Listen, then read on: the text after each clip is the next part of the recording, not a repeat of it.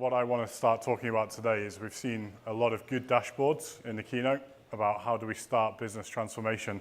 And what I wanted to do in this session is look at how easy that is to do, how easy it is to achieve. So a lot of what I'm going to do is going to be on my own laptop, doing some dashboards, building some of those screens that you've seen, showing you how easy it is to do. But first I'm going to go through a few slides just to go a bit deeper on what we've been talking about this morning. So many of you have seen this slide before, the idea of having competition, right? And if you're a financial customer, you might think of other banks as your competition. But with application loyalty becoming end user loyalty, if your application's rubbish, they leave. Actually, we start to think about your competitors are, who are the people who are driving really good performance? So people like Google, as Faraz mentioned this morning, they do searches in 250 milliseconds. There's a lot of statistics out there that say if your page load takes longer than 3 seconds, then people might leave. But the truth is, that really depends on the application you're serving, I think. You know, if you're looking at an e-commerce website where you're putting up big glossy images of the product you're trying to sell, your users will wait a little bit longer for that page to load. Whereas if you're trying to search results, they're going to want those really instantly. So really, what we're looking at now is how do we start to impact your entire business from the insights that we're delivering with AppDynamics. So we've got our business insights, we've got our application insights. And what we want to, thinking about our theme of being agents of transformation, what we really want to do is bring these two close together and understand the business impact on the left, that our conversion rate's dropping, and how that correlates to the application performance. Are we getting slow page loads on the right-hand side? So actually bringing these two issues together is really key to what we want to do next. So imagine a situation where you get 4 alerts coming from your application monitoring. Which one do you want to attack first? Which one do you want to fix first? You've got no idea. So as we start moving a little bit towards the left and we understand with business transactions, what business transaction is impacted, we can start to say, well, actually, these two here, right now, they don't impact my user. But the other two, they're impacting my user. Those are causing negative press for my company. Those are causing people to leave and go to my competition. If we take that one step further and not only look at, was it affecting an end user, but actually, was it affecting conversion? Did I get a drop in revenue associated with that? Now I know which one of these 4 problems I'm going to attack first. So really what we're doing by bringing the business insights and correlating them through to the application insights is giving you exactly what you need to move fast, fix the problem that really is costing you money and causing your users to leave. Does that make sense? Yeah. So what we're talking about is being able to know what's going on and why. Those two parts together give you the full context of what's happening. What I'm interested in is if there is a drop in conversion, first question, is it actually a technology problem? And if on the right-hand side we can look at that and go, yes, this is a technology problem, I want to be able to drill down within that context and find out which line of code, which database call, which third party is causing my business to have a headache. Maybe it's not on the right-hand side, maybe it's not a technical problem. Well, AppDynamics can also tell you, you've got a problem with the business, but your technology is running fine. A good example of that is if you were to accidentally put on a new product, and instead of putting £1,000, you put £10. Well, actually, you might see a drop in your basket total values. You might see a peak in the number of people buying compared to what normally buy at that time of the day. But you look at the technology side and everything's green. But it's still giving you a place to go and look. It's telling you you've got a problem in your business and it's not the technology. And finally, who in this room has said the words, I want to be more proactive with monitoring? I don't believe that. I think there's more. I hear that pretty much in every pre-sales engagement. Everyone wants to be more proactive. And actually, you can't be more proactive without collecting a lot more data. Proactive, if you're being proactive without looking at the business side as well as the application side, you're just fixing things for no reason, right? This page takes 8 seconds. Great, let's go and make it 4 seconds. Without knowing why you're doing it, there's no reason to do it. Flip that on its head. If you know the reason why you're doing it is that that page is where 50% of your users drop off and you're losing big amounts of revenue because of that, and you say to the business, I'm going to go and fix this, but it's going to cost us 2 million. Then you go away and fix it, and you can prove that you've made 2 million in revenue in the next year. You, as a function back to the business, have added value. You've proven that you know what you're doing. You've got all the data to back it up, and you're going to get funding next time you want to make an improvement, because they know you've done the research in the background to make sure you're doing the right things. Does all that make sense? Would you agree with me? Yes. Yes. So the way I envisage this is a big pyramid. At the bottom, you've got all the stuff which monitoring tools 10 years ago used to do. CPU, network, memory, disk, all those kind of ancillary pieces of information.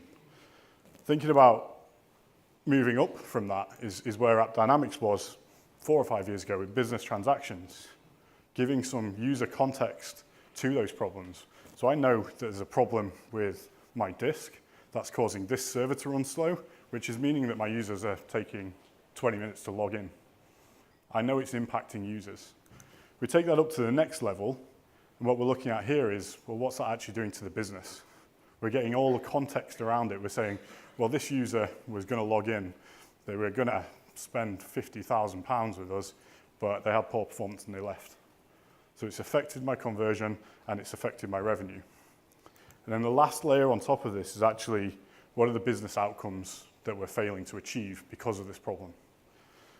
So we're going from kind of the data to what the user impact of that data is, up to what's the context around the problem, to what's the impact on the business.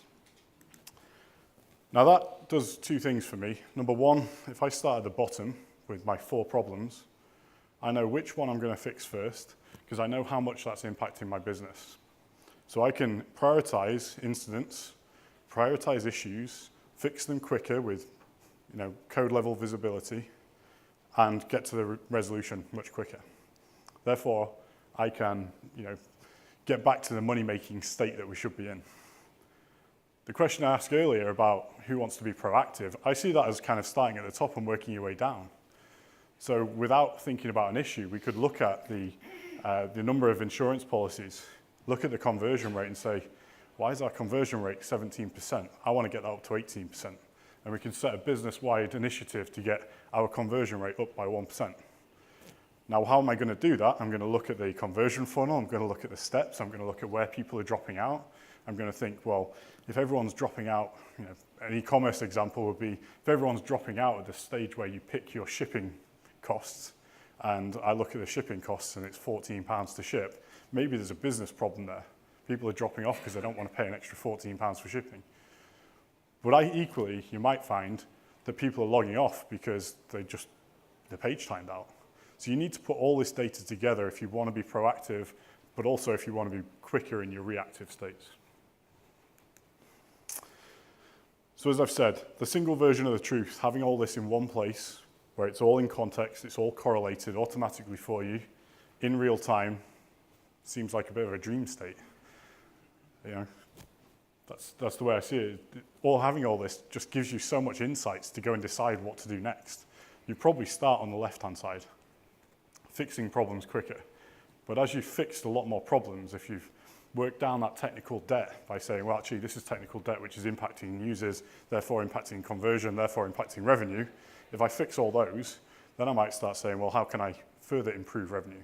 And therefore come back down to say, well, actually, that new storage, which is 50% faster, will improve conversion because people will be waiting 2 seconds instead of 3 seconds.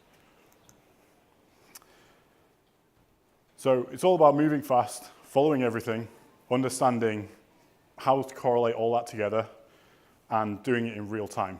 Those are the 3 main points, I think, for me. And once you've got this right, you can start to build out dashboards. And I'm going to talk about some of the different types of dashboards that we've seen in the last year whilst we've been in the field with this. So we've kind of grouped together all the different types of Business IQ dashboards into just the 2, 4, 6 examples. I forgot how many there were. So out of these 6 examples, most use cases are covered off, I think, right now. We might find more, but these are the 6 main ones that we found today. So starting with the first one, user journeys. Has anyone mapped out their user journeys across their entire business? Has anyone tried? Is it anyone on anyone's list of things that they want to do? Right. This sounds like something useful then. We're in the right room. Great. The next one's business health. Right. We've had CEOs of organizations coming to us and saying, I'd love a dashboard that tells me in real time how many of this product we've sold. And today, I can go and get my development team to do that. It's going to take 3 months. It's going to cost me X amount of money. Can AppDynamics do that? Well, yes, if we can grab the revenue figures and we can grab all the products that you're selling in real time, we can create you a nice dashboard that says how many you've sold within the last 5 minutes.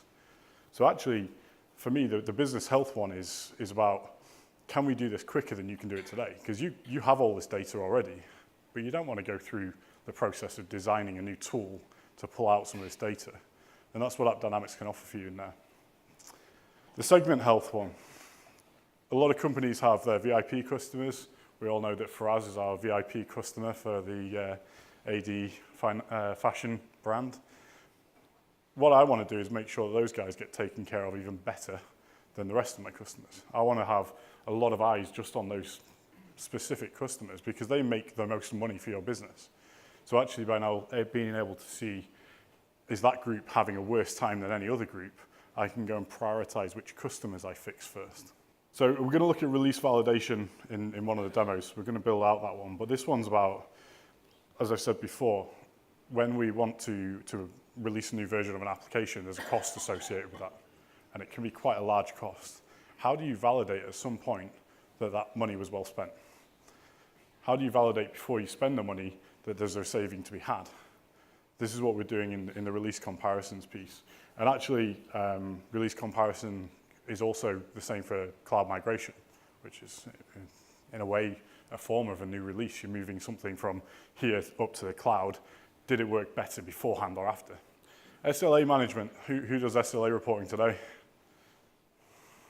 Who hates doing SLA reporting today? Right? It can be long, it can be laborious, and actually, I've worked for a company where I've done some of this stuff. Errors can make their way in. You might look at a particular SLA and say, well, that's not very good. Let's just nudge it up a bit. It's manual process. It's not trustworthy. If you're using AppDynamics to automate that for you, it's going to be a lot quicker, a lot easier, and a lot more truthful. Business transactions is not the end state. It's actually, how do I string together multiple business transactions with events from third parties and log messages and all this different stuff into one long end-to-end journey. And we're going to cover that in the demo as well. Another question I get asked quite a lot is, how do we fit into the actual existing estate for BI tools? I think the way I think about this is the team on the right-hand side for you, they are looking at what's going on. And they can be really good in telling you what's happening in your business. But quite often, they don't tell you why it's happening. So they can tell you the conversion rate's dropped, but they can't tell you it's because the storage is broken. With AppDynamics, we're looking at the what and the why. So there is an overlap. You might get both tools saying, there's a problem with conversion, but one tool can take you down to the code level and see what's going on that's causing that, whereas the one on the left, on your left, might only tell you what's happening. I think the other point to notice here is that we're quite an open company when it comes to your data. You can take our data out and do whatever you like with it. It's your data. We're just holding it for you. So there's APIs available where you can ship data, the rich content data that we've got in AppDynamics, and bring it in and enrich the views that you're creating with your BI tools today. So the first application we're going to look at is building a conversion funnel. Has anyone done this today? Only a handful of people. Is anyone interested in doing this? Do you see the value from this morning's presentation? Right. So what I want to get across is how easy this is. So if we're starting at a point where we've already got AppDynamics installed. We've got our application up and running. We've got our business transactions coming in. In order to get to the point where we can do this next bit, if you've got AppDynamics deployed already, I need to do 2 things. Number 1, turn it on. And number 2, if I want to, I can collect more data, and I need to tell AppDynamics what to collect. It's as simple as that. It's the same agents that are capturing the data that powers this stuff. So it's not that you need to release, go and push out a new version of AppDynamics. You've already got it. All you need to do is turn it on. So now we're going to build out a conversion funnel. So I'm going to add a new widget to my blank dashboard. And I'm going to select Analytics and select Funnel Analysis. And in here, I get presented with a view where I can select what type of journey this is. So I can pick from transactions, logs, browser requests, mobile requests. All these different data sources can create user journeys. I'm going to pick my transactions one. And the first thing I need to pick is an ID that ties it together from end to end. So which ID exists in step one, in step two, in step three, all the way to the end. And if you don't have one that you want to use yourselves, no problem. We have our session ID that you can use that the agent generates automatically for you. So if you have some sort of unique ID that you would rather use because it ties into other tools, you can go ahead and use that. It does need to be unique, but if you don't have a unique one, we've got that covered for you. So I'm going to use the session ID. I'm going to add a step into my funnel, and the first step is going to be authenticate. And typing in front of this many people, I'm going to make spelling mistakes. Just bear with me. Next, what I want to do is define what criteria makes this step true. Now, I can use any of the data that AppDynamics has captured, and you can see there's a lot of data in here. I could say where the business transaction name is authenticate. Now, actually, in my application, I've got a field that I've been collecting called user step. So I'm going to use user step. This is just the text field that's in the header of all my pages, and it tells me what step it is. So I can very quickly come in and say, I want my user step to be authenticate.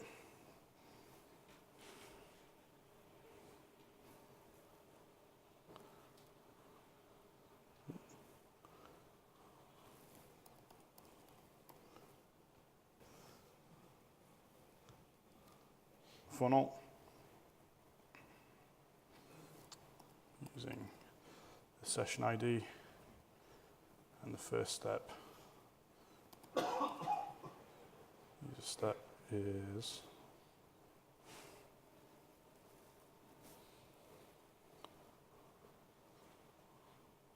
authenticate. There we go.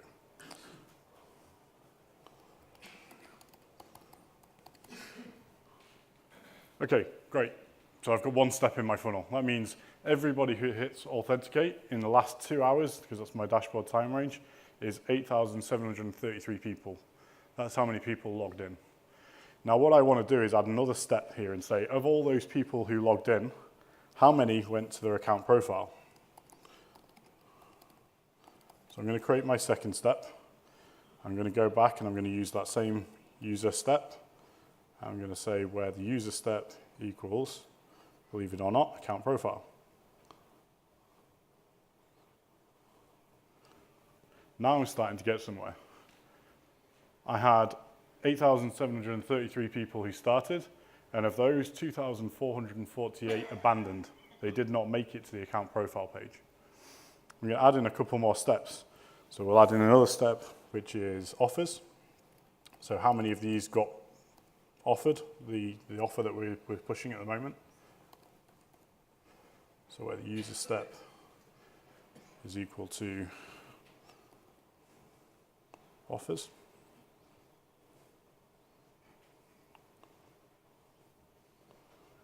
And we'll add the last one, which is how many of those offers actually converted.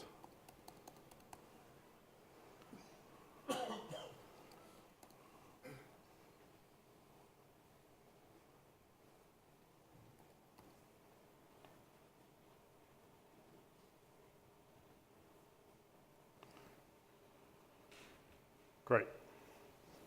So now when I save that out, I've got this dashboard widget, which I can move around, I can put in different places. It was pretty quick and easy, right? Like I said, if you have AppDynamics deployed today, if you have APM deployed today, and you want to enable this, we enable analytics, we're then pretty much good to go. I'll show you a few more data collectors that we've added in a second, and that was the optional step 2. But to do this piece, if you've already got a list of business transactions you want to use, you can just turn this on and create that same funnel. Here I've got the business insights. Agreed? Now I want to start adding in some application insights. So I'm just going to double click on this. I'm going to go back into the edit mode. Now my personal preference is I like to align this to the left because I can see the step off a little bit easier. And I always tick this button for show health. Now what I'm doing is combining the application insights with the business insights. I can see that 2,448 people dropped off and a good chunk of them had errors. So if I go and investigate that error using the normal flow within AppDynamics, I can go and fix that. So let's hit save here and think about what I just said. I want to be able to right click on this red, which I can do, and I want to go and click the view authenticate error rates, and it'll show me all the people who had errors. I could also go and click on the abandoners and say, well, actually, show me all the people who abandoned, and then I can look at how many of those had errors. So I can start to say, right, here's a business problem. We've got people who are abandoning whilst trying to convert, and now I can see all those people. I can see what the error was. I can get down to code level, and I can go away and fix it. Then I can come back to this graph and prove that I fixed it. Sound good? So we're going to add a couple more widgets on here as well, because we are talking about making the business and IT converge. So the next one I'm going to add is a custom widget builder. Now this is all kind of drag and drop to play around with this. So what I want to do is I want to take the value of the offer that was converted. Now this is another piece of information which we told AppDynamics when this particular checkout happens, grab that number and pull it into AppDynamics. Now I have it available here. I can drag and drop that into my widget, and then over on the right hand side I can say what type of widget do I want. And if I pick a time series link like this, that's now my revenue over time as the application reports it, right? I want to say right now this is definitely not a number that you want to be going and selling to your board because people might be doing returns, might be doing errors, any of those things. But this is a great indication of how many people have clicked the button for offer and hit accept and taken it through to the checkout in real time. And just to prove that real time bit for you a little bit, we're looking at the sum over time here. If I go in and change that, if I leave that as sum and go in and change the time range in here and maybe make that down to, actually let's change the time range first. Let's put that down to the last 5 minutes. You can see the individual events. This is not based off of some aggregated data. This is based off of all the events that we've seen happen. So when we talk about real time, I can actually go and say, how much did we close between 2:38 and 2:39? I can get down to that level of granularity. If I'm going to knock that back up to 2 hours, I can start to play around with this and actually say, well, now I want to see the average, say a 5-minute window. It then updates the graph in real time to be a little bit smoother. So it's telling me the average amount that we sold every 5 minutes. And we can play around with the titles, we can play around with the text and font size and all that stuff. I'll let you play around with that in your own time. So now we've got a graph of how much money we're making with how many people are dropping off at which stage. And I'm going to bring in one final health rule, which for anyone who's played around with AppDynamics and created health rules in the past, we've made them a lot easier in the latest release. So I'm going to add a health rule widget. I'm going to look at my application, my business transaction from the AD Financial application, AD DevOps application, and I'm going to select my checkout transaction.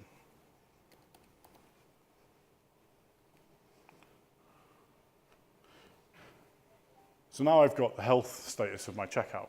I can start to play around with this and make it into, say, a pie chart.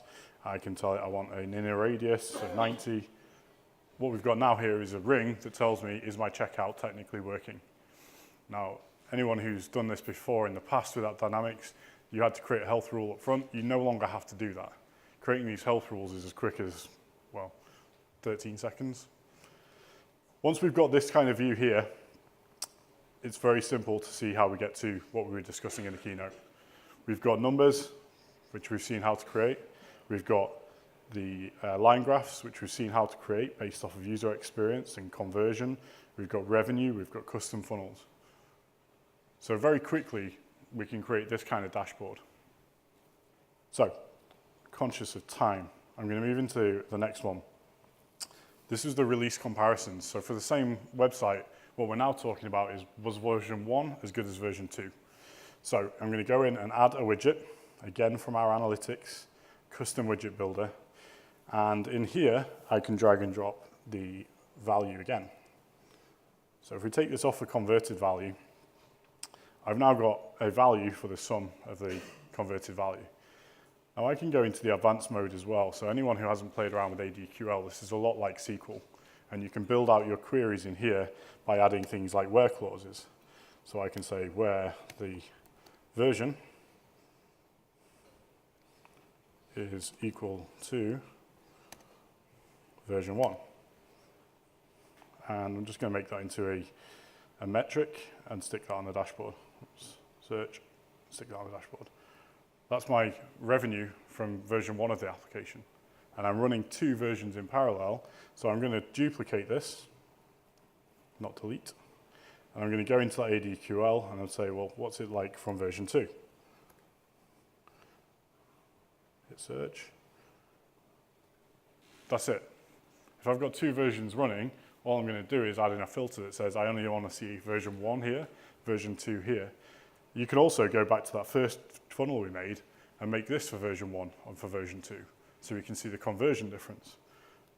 It's quite simple then to see how we've got to the dashboard you saw this morning, where we've got conversion funnel version 1, funnel version 2, metrics coming from each one, with just a simple where clause on the end of our search. Okay, the last one then is, how do we start to tie together transactions that happen on different applications, maybe through logged messages, all those kind of things.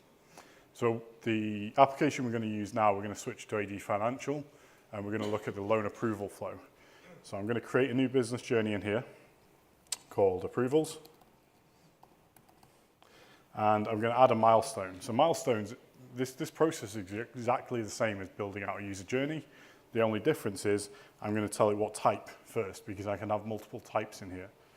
So the first milestone I'm going to look at is going to be the application submission.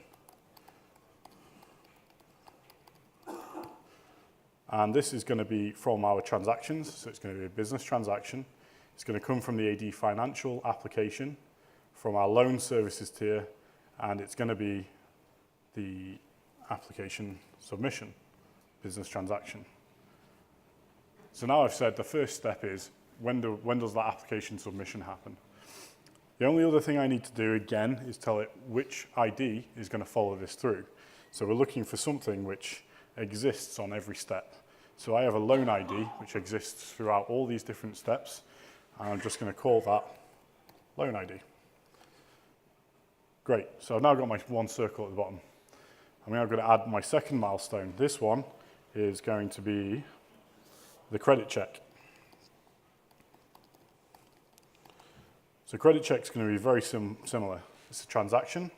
It's coming from AD Financial. It's coming from my loan services, and it's going to be called credit check. Now the difference in this one is I don't care. I don't want to see them in this step if they failed the credit check.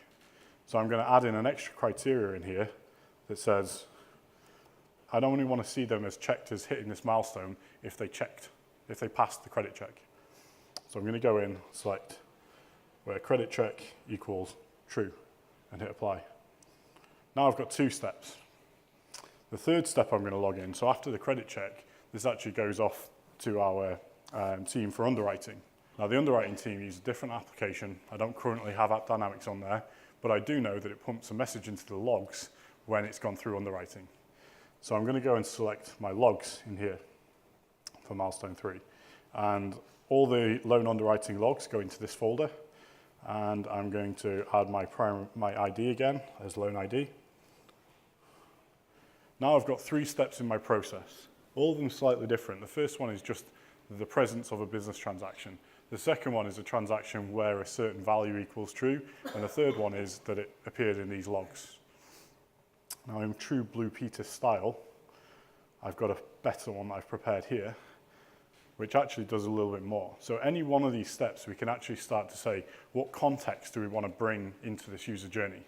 So actually, the account ID might be useful, the loan type might be useful, the amount of the loan. One side note here, there is some personally identifiable information you may have noticed. This is something you can opt into. It's all under role-based access control. So it really is up to you whether you want to do this and make sure that it's secured in the right way. And we can help you do that if you come and speak with us. So this is quite cool now. So I've got application submission. I've added a different step in there for verifying documentation. And the last step is that the loan got approved. Now what I want to be able to do is also say, how long should that take from end to end? So again, at the top of that pyramid, I'm setting this precedence that someone should be able to get a loan approved within 2 days. I can then come in here and set, well, actually, I want to know if this is an abnormally high length, so I can get alerted if actually we're taking too long. And it might be that step in the middle that's the underwriting, that's a manual step. It's not even IT related, but it's impacting my end user journey. So just to take you quickly into what that looks like in my last tab. We can go and add a widget.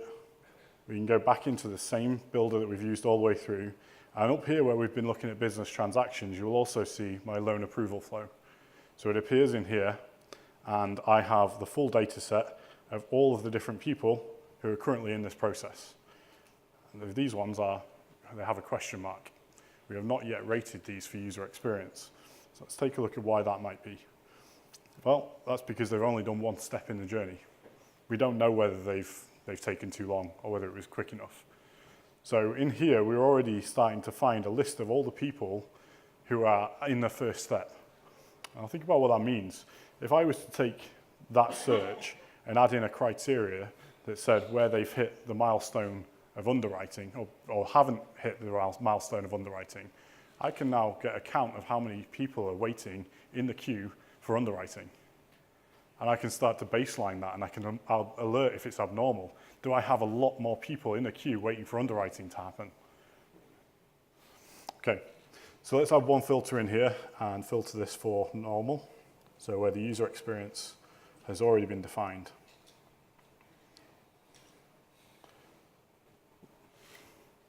So these are my list of business journeys that I've actually completed. And I can drill into these and I can see the time between every single step. I can see the time that it took from the time the user uploaded their application to the time they got a confirmation at the end. That's real time. How long did it take from me saying I would like to borrow some money to you saying, yes, you can borrow some money? And with that comes all the context data that we've asked it to pull into one place. So I can see that this was a home equity loan for James. I've got his ID in here, his email ID. I can go back and contact him if there's an issue, all in one place. Great, thank you very much. Thanks for your time.